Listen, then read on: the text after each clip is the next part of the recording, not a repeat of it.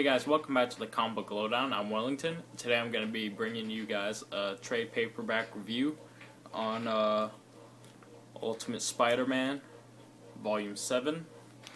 If you guys see my previous Ultimate Spider-Man video, I did the Ultimate Spider-Man Omnibus, which collects the first 39 issues of Ultimate Spider-Man, and then a half issue that comes after issue 39. And so this continues at issue 7, or at with volume 7 at issue 40 through 45. This collects. This actually has a price tag of $13 or $12.99, so $13, while all the other volumes have a price tag of like $17. So I got this. I would have gotten this cheap anyways, but this is just a little crinkled in the top corner, so I actually got this for only $5. So I got a pretty good deal on it, so I'm happy about that. And then, just to add to that, I'm really happy with the stories that are in here. You know, it's still continuing with a great story following Peter Parker. I feel like you can't really, I don't feel like you can just jump into Ultimate Spider-Man. You kind of have to be in with it, be caught up with it, because it's an ongoing story where each story depends on the last story. So I don't feel like you can just jump into Ultimate Spider-Man at any time to get the full effect of it. And this proves with this trade. In issue 39, we're dealing with like Mary Jane and Peter breaking up, fighting with Venom, and Peter loses his costume. Throughout this entire thing, he never has his complete costume, this entire trade. Never has a complete pants and boots and stuff. So there's pretty funny things that happen. In one point, he's wearing a jacket with a big spider logo on it, and his Spider-Man mask, and just jeans and shoes, which he should have just kept with. See, you see there. And I would have said it would have been best for him to keep with that costume, because at least he looks better in it than what he then went with for the next two outings he goes out with. There's also a funny part where he's making fun of this guy's mom. You just have to read it for yourself because it's just so funny. But anyways, his costume's just falling apart throughout this whole book, or he just never has a costume. Like, at one point he's got a super baggy costume that's just a shirt and the mask and gloves. You can see, pretty baggy. But anyways, I really like the stories throughout this book. It deals with a lot of character things in this. There's a lot of Mary Jane, Peter drama that goes on. There's them passing notes in class and all that kind of stuff, talking about like, you know, do you care about me, or like what's wrong, or anything like that. There's also this thing going on with Flash Thompson, which I don't know what's happening yet. I'm very curious as to what is going on, because Flash keeps coming up to Peter, and he seems very serious about wanting to talk to Peter alone, but Peter just pushes him away because he thinks that Flash is trying to do some kind of prank on him, or like he's setting Peter up or something. And even Mary Jane thinks that, so they both like they tag team on Flash, even though Flash is being very sincere on multiple occasions, coming up to Peter, wanting to really talk about something that seems to be serious. So I'm really curious as to what that is.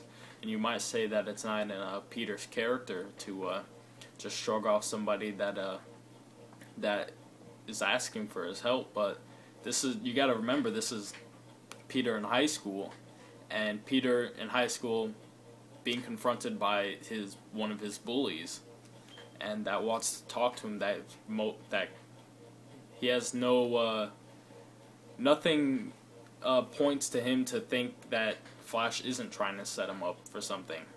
So I definitely understand where Peter is coming from in his, just hesitance to want to talk to Flash.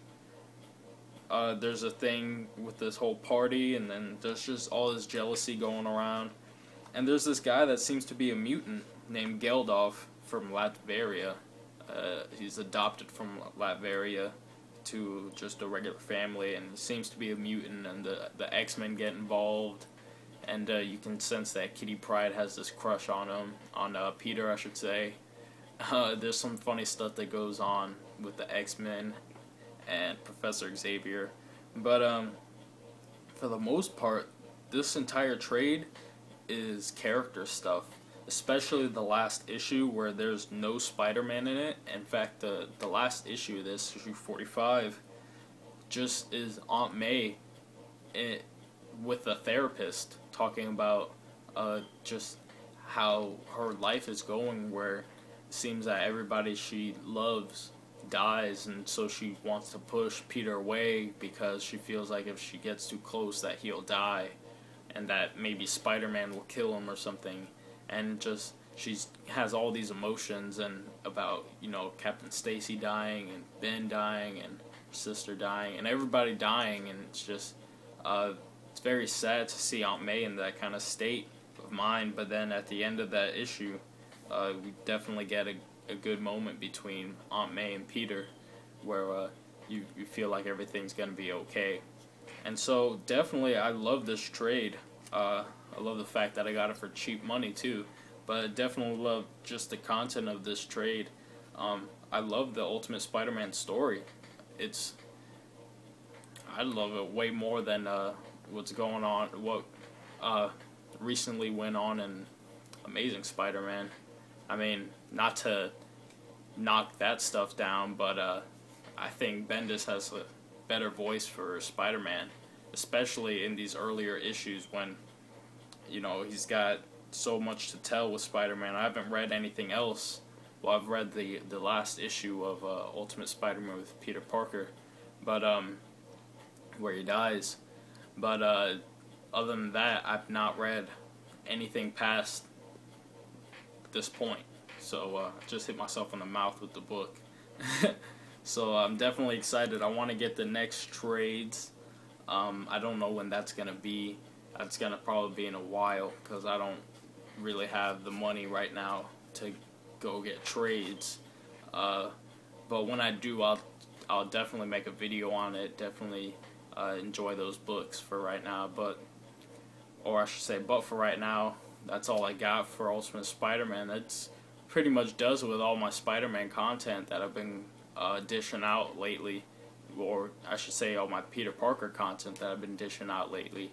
That was the last of it, unless I start reviewing individual issues from the Amazing Spider-Man Omnibus. I actually have it on my counter right here, so I might every once in a while review an issue or a story arc, do a story arc review for an Amazing Spider-Man Omnibus, or a story arc in the Amazing Spider-Man Omnibus, so I can go into a little more detail on those reviews than I did on my Omnibus review. But anyways, that's my video. I'm Wellington signing off with a comic book lowdown. It's pretty late right now, so I'm kind of tired. But I will see you guys next time.